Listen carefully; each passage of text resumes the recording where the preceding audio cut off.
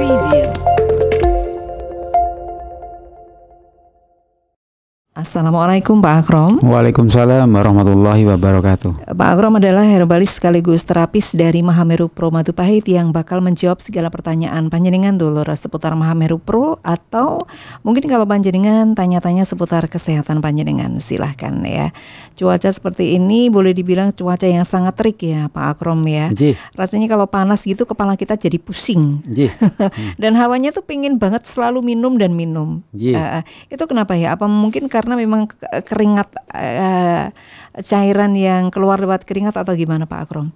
Ya, pada dasarnya tubuh kita itu mempunyai suatu sistem, istilahnya sistem untuk menjaga suhunya tetap ya.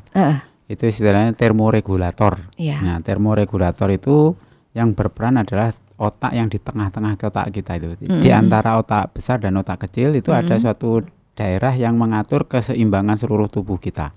Nah, di sana ada sistem limbik namanya. Di situ kemudian ada talamus, ada hipotalamus. Nah, di hipotalamus itulah yang menjaga termoregulator atau mengatur suhu tetap stabil. Kayak di AC gitu ya. AC kan kalau udah mulai panas kan hidup sendiri. Nah, di tubuh kita juga ada, di mana hal itu mengakibatkan kita itu jadi berkeringat.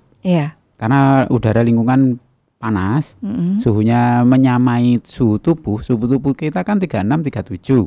Nah, kalau suhu ruangan itu 26, itu kita nggak akan keringatan. Tapi kalau lebih dari itu, 28 atau 30 sekarang ini, ya langsung tubuh kita semakin panas. Karena lingkungan panas, tubuh kita panas. Akhirnya tubuh kita menurunkan dengan cara mengeluarkan air. Nah, sedangkan 80% berat badan kita adalah air.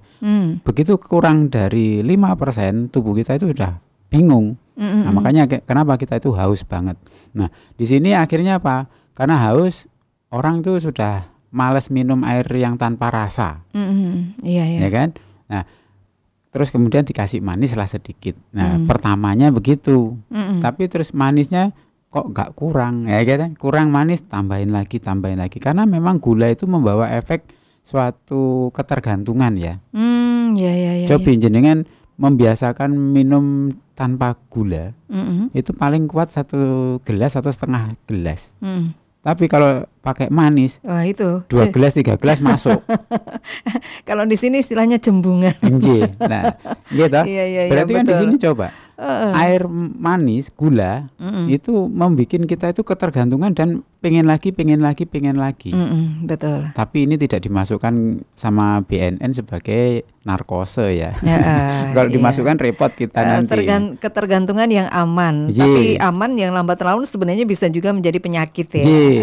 Berbahaya. Nah, berbahayanya itu kan di situ. Kalau kadar gula kita nanti tinggi, nah yang kelabakan berikutnya adalah pankreas menghasilkan insulin.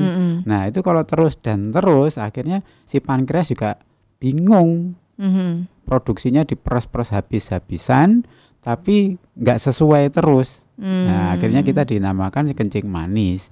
Nah, itu makanya di sini kalau cuaca panas terus menyebabkan kita haus, usahakan itu mengatur nafas dulu, supaya nanti termoregulator di otak kita itu nggak kacau dulu.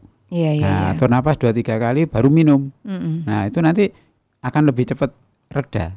Karena kekacauan itu istilahnya stres lingkungan ya. Tubuh kita terhadap lingkungan itu kan beradaptasi. Nah, itu namanya stres lingkungan, kayak akhirnya kita kacau. Kalau haus itu kan kita bingung. Betul.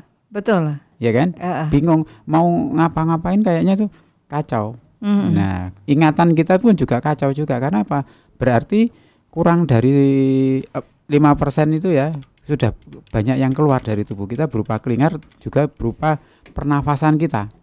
Pernafasan kita banyak mengandung air loh ya. Nah, kalau nggak percaya coba di stainless steel ya, atau kaca, hembuskan nafas di situ. Nanti akan terbentuk uap air di situ. Di situ ya. Makanya di sini keluarnya air itu yang harus kita imbangi dengan cara mengkonsumsi minum ya, atau kemudian mengkonsumsi buah-buahan yang banyak mengandung air, supaya apa? Terjadi keseimbangan cairan di dalam tubuh kita yang keluar lewat pernafasan, lewat keringat, nah itu lewat kencing, sehingga harapannya si termoregulator tadi tidak kelabaan lagi menyebabkan kita stres. Nah, dari sini Mahameru Pro Madupahit berupaya untuk menjaga keseimbangan itu juga dalam sistem kerjanya.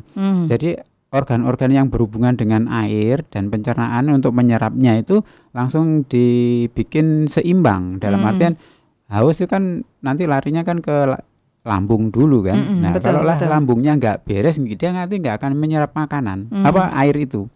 Kalau nggak menyerap air kan akhirnya ginjal yang bingung. Nah, dia butuh air kan gitu kan. Padahal ginjal butuh air ya Pak Akrom ya. Nah, makanya di sini Mahameru Pro Madupahit itu berperan untuk menyeimbangkan kinerja dari si organ-organ itu supaya istilahnya kalau saya gampang ngomong itu kalau kita di suatu kelas gitu kan. Kelas SD ya kan 1 sampai 6. Setiap kelas kan pasti punya koordinatornya. Guru wali. Nah, kalau nggak ada gitu gimana? Masa kepala sekolah langsung ngurusin 6 kelas? Kan gitu ya. Pasti kan beliau istilahnya musyawarah dulu dengan wali-wali kelas sehingga nanti maunya gimana kelas 1, 2, 3, 4, 5, 6 itu kan karakternya beda-beda.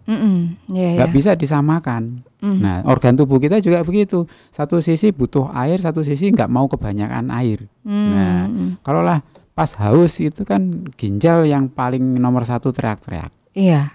Karena dia udah membuang tadi lewat keringat tadi.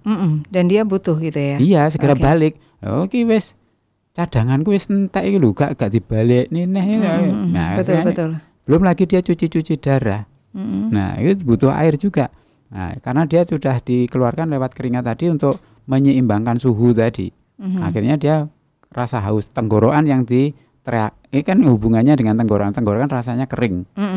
Nah, keringnya tenggorokan itu pertanda sebenarnya alarmnya itu sudah berbunyi itu sudah yang kedua sampai ketiga kali. Kalau yang pertama kali kan seringkali kita abaikan. Ya, biasanya begitu. Kalau belum haus banget di tenggorokan kering kan kita padahal nggak boleh itu ya Pak Akrom. Makanya sebenarnya minum itu berkala kita bikin. Sekarang sekitar 2 jam sekali kita minum, nggak usah banyak-banyak. Yang paling mengerikan kan kalau kita hidup sepanjang hari di ruangan ber-AC. Akhirnya termoregulator airnya itu tadi untuk hausnya itu kan jadi nggak otomatis lagi. Kan nggak haus kita. Kenapa? Suhunya cocok dengan tubuh, nggak haus, tapi kan pernafasan kita juga membuang air lewat uap air tadi ya kan. Iya, betul. Nah, di situ akhirnya kan ginjal wis ngomong ya, tapi ora digatek nih. Karena kita nggak minum toh. Nah, akhirnya apa? Kenapa orang-orang yang hidupnya di AC itu gangguannya itu yang paling cepat itu di bagian ginjal? Karena itu tadi Mbak. Iya. Nah, kalau lah orang kencing manis banyak minum banyak kencing ya otomatis itu. Kenapa? Kekacauan di tingkat gulanya. Tapi banyak minum banyak kencing. Itu biasanya orang kencing manis gitu ya? Iya, awalnya. Gitu, ya itu hausnya itu kayak ya walaupun dia di AC itu terasa hausnya kayak nggak di AC yang sedang panas kayak cuaca sehari ini. Itu rasa hausnya itu berlebihan. Kenapa? Karena gula itu sifatnya itu kan merangsang air untuk berkumpul toh. Iya. Nah, kan ngumpulnya itu mengencerkan si gula yang ada di dalam darah itu. Darahnya kan jadi kental. Otomatis air yang harusnya beredar itu ditarik semua ke peredaran darah. Nah, peredaran darah kan pembuluh darah itu kan ibaratnya jalan. Jalan kalau yang lewat banyak itu kan repot. Kalau semisal orang diabetes itu berapa kali pipis sih Pak Akrom? Rata-rata di malam hari itu lebih dari 5 kali loh, semalam itu ya. Itu malam ya. Kalau siang ya pipisnya nggak terlalu karena dia berupa keringat Mbak. Larinya kan keringat, jadi nggak terlalu terasa. Oh gitu ya. Makanya dikasih tahu sama dokter itu kalau pipis di malam hari lebih dari 3 kali ya hati-hati kan gitu. Karena normal kita 3 jam sekali kan pipis. Kalau kita mulai geledak jam 09.00 itu paling kan jam 12 jam 1 kan mesti bangun. Atau kadang pagi ya Pak Akrom ya, kadang pagi baru pipis gitu ya. Kan 1 kali atau 2 kali kan udah biasa. Betul. Lebih dari 3 kali itu harap diwaspadai. Segera periksa berarti. Gula darahnya biasanya sih kalau tidak puasa biasa dia kan kalau di normalnya kan di bawah 140 gitu kan. Dia biasanya 130, 120 itu tanpa puasa. Kalau puasa dia nanti ya segitu juga. Makanya kalau gula darah puasa mencapai di atas 120 itu sudah prediabetes dinamakan. Okay. Dan itu tidak bisa, apa istilahnya, orang itu kalau sudah dikasih tahu itu, oh cik durung kencing manis, yes. Hidupnya masih biasa-biasa aja, dalam arti tidak dirubah, mengurangi gula, mengurangi karbohidratnya enggak dikurangi, akhirnya ya positif. Makanya untuk untuk gula darah ya kadang itu acak itu gimana Pak Akrom? Kadang naik turunnya drastis gitu. Ya, kalau gula darah acak tanpa kita melakukan suatu puasa itu harusnya di bawah 130.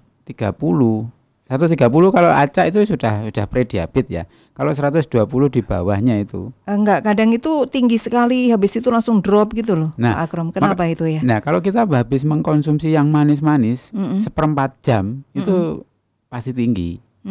Makanya kalaulah orang-orang yang sudah prediabetes terlihat sekali. Kalau habis minum manis dicek seperempat jam ke depan atau setengah jam ke depan biasanya 130. Tapi nanti kalaulah dia puasa ya 120, 130 juga. Sebenarnya mengecilnya itu sama nggak ya kayak kita punya sakit amandel gitu terasa tidak enak gitu, sama nggak Pak Akrom? Kalau dilihat dengan membayangkan mengecilnya itu gimana? Itu hanya perasaan sebenarnya. Ya.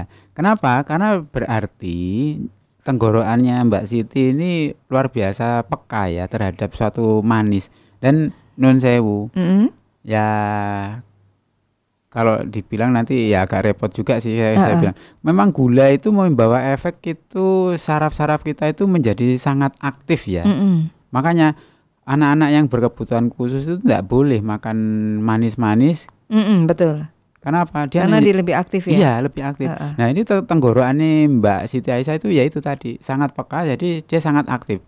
Kalau lo sudah manis lewat, nah itu langsung tentara tubuh yang di tenggorokan, terutama kelenjar getah bening, limfe, nah itu menjadi sangat aktif. Wah, ini wis lewat iki biasanya bahaya iki. Nah, dia sudah mengantisipasi. Kenapa? Karena dulu pernah mungkin Mbak Siti Aisyah itu kecentok pemanis. Oh gitu ya. Iya. Jadi kan pemanis sama rasa gula manis itu kan ya sama aja namanya. Iya kan? Pemanis judulnya. Betul. Nah, unsur kimia sintetis dari pemanis itu yang dicirikan oleh si getah bening tadi. Kalau sesuatu yang manis lewat, ya pokoknya istilahnya seragamnya podo. Ya, orang yang berseragam kan kelakuannya belum tentu sama toh sebenarnya. Betul. Ya kan? Ada oknum biasanya yang bikin jadi diplot jadi jelek, ya kan?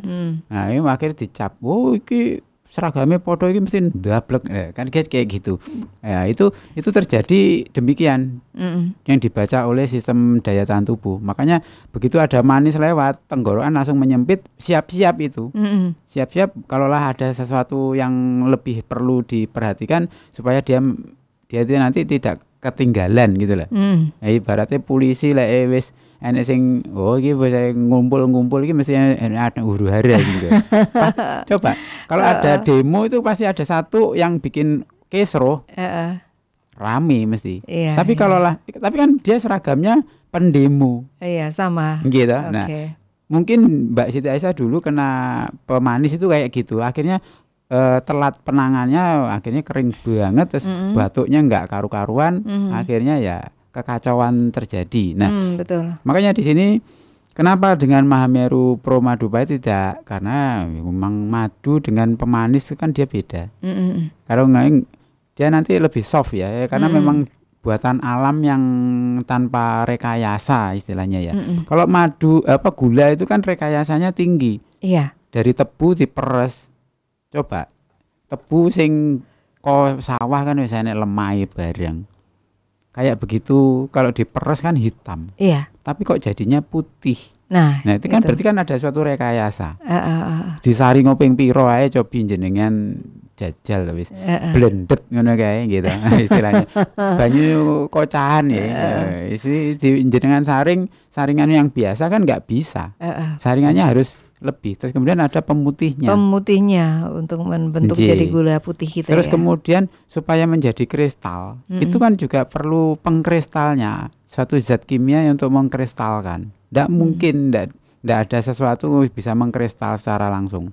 Coba gula klopo iso ngkristal, tidak bisa. Gula klopo sing ora enek diapa-apake gitu. Ini kan tetepnya jadi gula bathok. Dijarne ora kena udara panas yang mblenyek. Mblenyek ya. Kan tidak mengkristal. Oh, betul. Tapi kalau gula pasir. Ya, coba jenengan umpamanya ndamel jamu nggih, marut kunir, marut di sak kilo diparut, diperes, terus bareng itu dikasih gula 1 kilo. Jenengan udah ning wajan, suwi-suwi lak kristal lagi. Iya, mengkristal lagi. Iya, tapi kalau pakai gula kelapa nggak bakalan kristal. Dia lembek ya. Lembek kayak gelali ya. Jenengan kelingan apa mboten gelali? Iya. Zaman awake dhewe cilik gitu. Sekarang nggak ada. Nggak ada. Itu jadi gelali. Jadi istilahnya kepekatannya nggak ada airnya, tapi ya nggak bisa mengkristal. Karena memang tidak ada pengkristalnya ya. Bedanya itu ya. Ya, makanya di sini gula-gula itu kalau kita konsumsi bawaannya ya mengkristalkan air liur yang ada di tenggorokan kita. Makanya kering. Yang tadi kita bicarakan kan kalau minum gula itu kan bawaannya terus dan terus. Karena ada suatu pengeringan di tenggorokan supaya enggak diminumin lagi. Nah, itulah yang menyebabkan Mbak Siti Aisyah itu kayak gitu. Terus kemudian kalau batuknya berdahak, itu kan bertanda bahwa ada dahak itu kan fungsinya untuk menahan atau menangkap kuman-kuman yang masuk melalui pernafasan dan lewat jalur makanan. Jalur pernafasan kita ketemunya kan pas di tengah-tengah tenggorokan. Ya. Makanya kita kalau hidung tersumbat kita masih bisa bernafas lewat mulut. Kalau itu nggak dijadiin satu sama Sang Maha Pencipta, ya kalau hidung buntu lah ya gak repot kan. Ya. Betul. Nah, di situ jadi di persimpangan jalan, kuwi mesti coba jenengan lek dolan-dolan yang di persimpangan jalan itu mesti enek wong cakruk teng kono. Senengane nggodho-nggodho, gitu. Oh, iki lho, mesti enek gitu. Nah, itu yang menyebabkan suatu kejadian di tubuh kita itu untuk membentuk suatu sistem untuk memblokir itu berupa namanya dahak tadi. Kalau batuk pasti berdahak karena untuk menangkap kuman-kuman jangan sampai masuk ke paru-paru.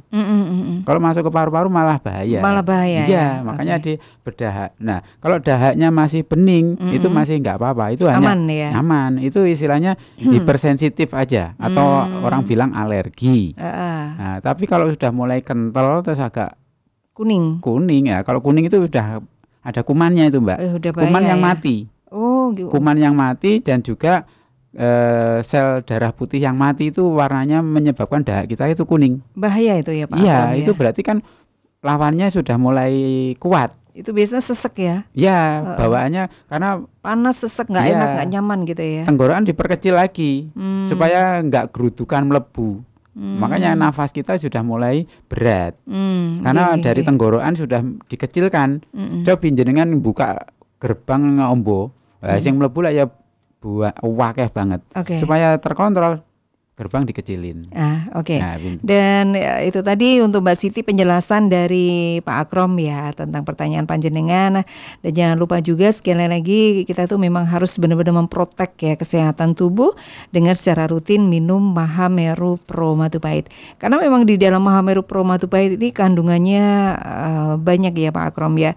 Kemarin ada yang membeli di studio tuh juga tanya, waduh kok pahit kabeh ya Mbak ya, di dalamnya itu kan dibaca ada brotowali, sambiloto, pasak bumi, itu memang pahit-pahit semua ya. Dan itu antioksidan tentunya ya tinggi. Pak Akrom. Dan berfungsi juga untuk tubuh. Hal yang pahit itu sangat bagus juga untuk tubuh kita Pak Akrom. Mungkin bisa dijelaskan pertanyaan dengan ya yang beli kemarin. Ya, pada dasarnya itu kan kalau tunggal akan rasa pahit, ya kan? Makanya di sini ini dimasukkan ke madu supaya pahitnya itu rodok turun. Nah, pahitnya ini adalah sebenarnya itu larinya ke jantung, sehingga jantung kita itu detak jantungnya stabil. Nah, akhirnya apa? Kalau stabil, pembuluh darah kita itu kan juga enggak terlalu terbebani.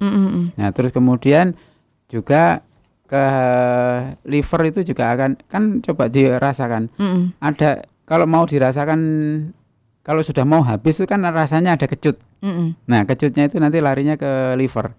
Nah, itu untuk daya tahan tubuhnya jadi tinggi di situ karena ada propolisnya juga itu. Ini nanti sebelum kita jelaskan ya, di sini kan juga ada madu hitamnya. Ini saya penasaran Pak Akrom. Seperti yang ditanyakan Win tadi Pak Akrom, di sini madunya tuh hitam ya. Jadi ada gambarnya, ada madu hitam, propolis, brotowali, sambiloto, ada juga purwoceng. Nah, ini sebenarnya kenapa madunya, apakah tidak sama dengan madu-madu yang biasa kita temui, Pak Akrom? Pada dasarnya madu itu kalau cuman bersumber dari satu nektar, dalam arti contohnya nih kelengkeng gitu ya. Iya. Kelengkeng nih nektarnya kan ya seperti manis ya. Manis banget. Terus kemudian warnanya dia itu lebih terang. Kuning, ya. Dia nanti agak lebih terang lagi tuh randu. Ya, tapi randu saiki wis rada angel golek. Betul. Berarti lebahnya itu ngisep dari khusus di bunga randu dikumpulkan. Nah, itu nanti warnanya menjadi agak lebih bening lagi, lebih encer. Nah, kalau lah kelengkeng agak lebih pekat. Nah, terus kemudian nanti kalau lah mangga itu agak coklat. Agak coklat kalau mangga. Ya. Terus kemudian kenapa kok di Mahameru Pro Madu Pahit itu hitam? Iya, hitam ini karena madunya. Ini madunya campuran ya. Lebahnya itu dalam satu kelompok ternak itu ya. Itu kan nyebarnya kemana-mana. Dan di lingkungan situ tidak fokus di mangga tok atau ini. Jadi dia nyebarnya di situ banyak sekali bunga-bungaan. Oh gitu. Ya, yang diambil jadi macam-macam. Ya kayak tadi kayak saya cerita kalau mangga itu agak lebih pekat coklat gitu kan. Nah, nanti kalau yang ke randu jadi agak terang. Terus kemudian bunga-bunga yang lain ada yang lebih gelap lagi. Bunga kecil-kecil itu malah gelap itu. Oh gitu, lebih gelap malah ya. Berarti campuran. Lebahnya berarti menghisap dari beberapa pokok bunga ya. Beberapa bunga ya. Akhirnya bercampur menjadi hitam. Soalnya Win lihat sendiri waktu di pabriknya Mahameru Pro Madu Pahit itu memang madu yang datang itu hitam gitu ya. Dicirikan itu madu yang didistribusikan ke pabriknya itu memang madu yang hitam. Nah, karena percampuran banyak dari bunga-bungaan itu tadi, makanya kandungannya itu lebih kompleks, lebih banyak dibanding kalau cuma satu.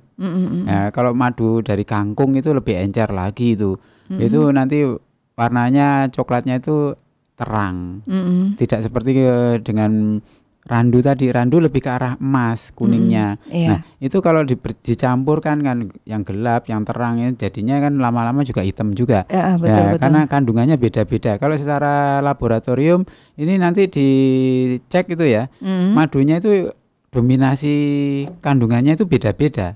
Makanya kalau madu hitam otomatis bergabung berbagai macam kandungan tadi menjadi satu. Akhirnya ya lebih kompleks lagi. Untuk tubuh kita menjadi istilahnya multifungsi gitu ya. Bisa lari untuk ke ginjal, ke jantung, ke paru-paru, ke usus. Nah, itu bisa kemana-mana.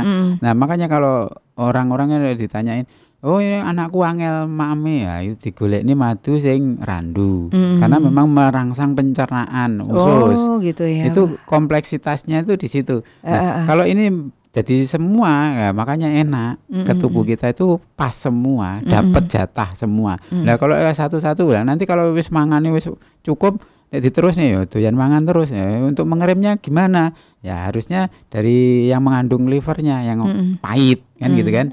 Nah, apa kalau yang pahit, yang kecut-kecut lebih kecut lagi. Nah kalau yang untuk menguatkan jantungnya gimana? Nah, dia mintanya yang pahit. Nah, kalau itu kan kita belinya cuma satu-satu ya gempor nanti kita pembiayaannya. Iya, lebih ke situ. Nah dari multiflora tadi banyak kandungan yang menjadi satu, akhirnya lebih efektif.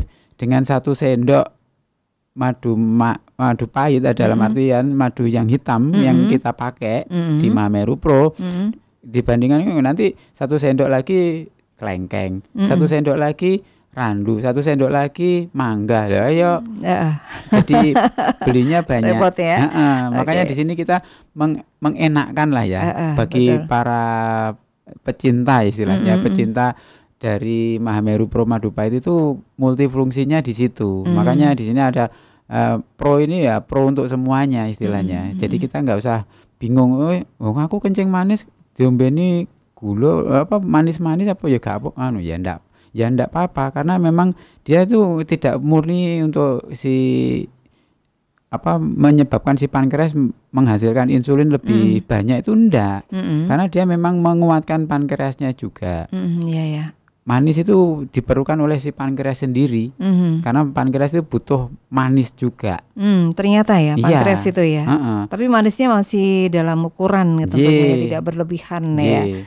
Oke. Dan di madu kan enggak ada pengkristalnya yang kita bahas tentang apa gula tadi. Makanya kalau jenengan beli madu terus kok atasnya mengkristal berarti itu ada gulanya berarti iya, ya. Dalam artian gini, karena musim kemarau kan bunga-bungaan enggak banyak. Otomatis ya ngesakne tawon itu gak mangan malah mati. Nah, dikasihlah gula. Dan itu sebenarnya berbahaya ya Pak Agrom ya. Ya, makanya kalau di musim kemarau itu madu makin mahal karena bunga enggak ada. Terus dibeliin untuk tetap survive istilahnya pengusaha itu peternaknya itu biar tetap bisa jualan akhirnya ya menungso senengane merekayasa gitu. Ada sampai ke situ ya. Iya. Oke. Makanya di sini belilah madu itu di akhir musim penghujan. Itu kan madu yang paling bagus itu di situ. Akhir musim penghujan ya.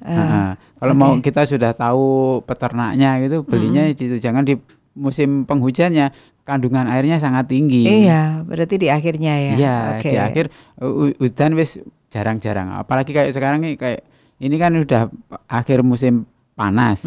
Otomatis kan cobi banyak sekali bunga-bungaan. Ya, yang menjelang musim hujan kan kemarin mangga. Iya. Mangga terus duren. Betul. Ya kan? Nah, di situ itu kandungan gula manisnya si bunga-bungaan itu sangat kuat. Terus mari ngono gak enek udan. Nah, makanya bunga-bungaan di musim kayak saat ini baiknya itu di situ bagi kualitas dari madu, dari madu itu sendiri.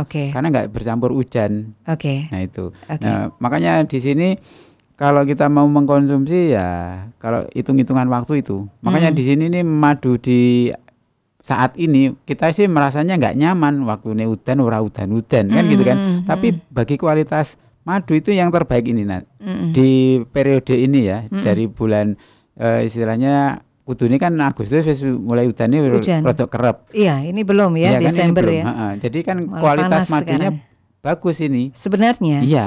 Tapi sulit ya madu ya. Sulit dan juga mahal gitu ya. Iya. Oke. Dan panjenengan dulur sekali lagi di Mahameru Pro Madu Pahit itu tadi sudah dijelaskan sama Pak Akrom, di situ ada madu hitamnya, kemudian propolis, sambiloto, brotowali dan masih beberapa bahan yang lain.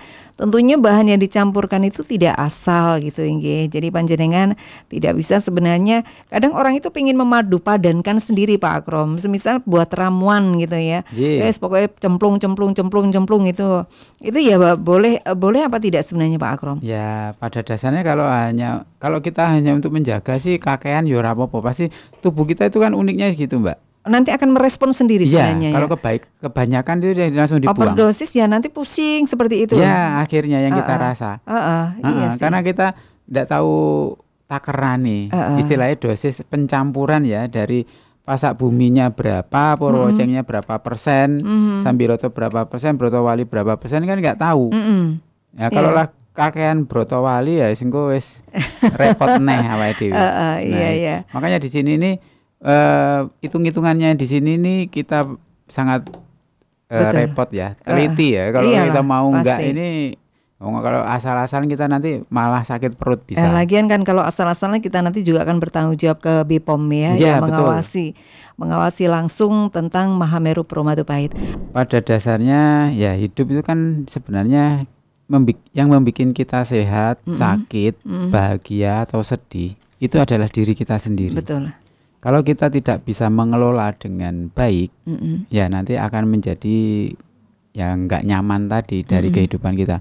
Nah, contohnya segala sesuatu kan sudah berlalu. Kalau yang sudah berlalu itu sebaiknya ya nggak usah terlalu diingat-ingat. Itu diingat sebagai suatu pelajaran untuk ke depan. Tapi kalau rasa yang kita ingat, ya itu sama aja kita mengundang. Nah, kayak kemarin saya tuh dapat pasien dia itu sakitnya udah lama, tapi dia masih mengingat rasa sakitnya itu. Makanya dia tidak sembuh-sembuh. Gak bisa move on berarti. Iya, istilahnya bocah saiki gak bisa move on. Nah, itu kayaknya tuh berulang lagi. Iya, nah, makanya di sini istilahnya itu kita harus narimo. Nek mbah-mbah biyen nek ngarani ya diterima le, ditompo. Nek wis ditompo ya dirasake. Harus dirasakne ora kuat ya diselehke. Betul. Nah, di sini nih maksudnya kalau kita sudah punya suatu sakit, sakit linu gitu ya, lutut, itu kan kemarin, itu kan dulu. Jadi ya nggak usah diingat. Nggak usah diingat. Oh, pancene loro, tapi jangan diundang lagi rasa sakitnya sampai awake dhewe ngerasakne neh koyo ngene. Lah berarti kan mengundang si tubuh kita itu merasakan lagi. Berarti itu psikisnya ya? Psikisnya. Makanya kalau kita psikis nggak kita kelola, ya akhirnya kayaknya tuh penyakit itu berulang-ulang. Iya, ke badan akhirnya imbasnya. Oke. Nah, makanya di sini sesuatu yang sudah berlalu kita relakan, kita lepaskan. Terus kemudian tetapkan di dalam hati, dalam pikiran, dalam kalau bahasa Inggrisnya mind, itu makanya mindful. Nah, itu diusahakan itu kemarin, itu dulu. Mulai detik ini dan seterusnya aku sehat. Aku akan menjaga kesehatanku itu dengan menambah ilmu kesehatan dan melaksanakannya, menjauhi yang tidak baik. Nah, itu kan menekankan pada diri sendiri supaya itu sudah berlalu, enggak kita undang lagi. Betul. Sehingga nanti kalau ada ketemu sahabat, teman ataupun siapapun yang mengalami kayak itu, oh itu begini loh, ada memberikan solusi, sehingga kita ada suatu kemanfaatan kepada orang lain, dan kita nanti merasa berdaya guna, akhirnya penyakit itu tidak mau deket lagi. Makanya ini istilahnya wong-wong gampang mikir positive thinking, berpositif terhadap apapun, ya, bahwa memang semuanya itu pemberian. Hanya makanya ya urip ya sak dermo nglakoni. Mbah-mbah itu. Ya ditompo dhisik, dirasakan oh ini penting gaknya itu bukan sekarang aja. Ya itu banyak sekali kisah-kisah bijak yang disampaikan leluhur itu, segala sesuatu jangan langsung diterima saat ini, tapi pikirkan istilahnya di otak-atik dhisik lah ya, dirasa-rasakan. Bahwa itu kepentingannya untuk hari ini dan yang akan datang. Kalau yang berlalu, biarkan berlalu. Ke depan kita menjadi akan lebih baik lagi. Demikian, Mbak. Terima kasih untuk Pak Agrom penjelasannya dan juga pesannya yang sudah disampaikan ke kita ya. Dan dulur saatnya juga mesti harus pamit dari Bicara Sehat bareng dengan Mahameru Pro Matupahit untuk hari ini. Terima kasih simpati dan juga perhatiannya. Semoga apa yang sudah kita bahas bermanfaat saja untuk panjenengan. Selamat siang. Wassalamualaikum warahmatullahi wabarakatuh.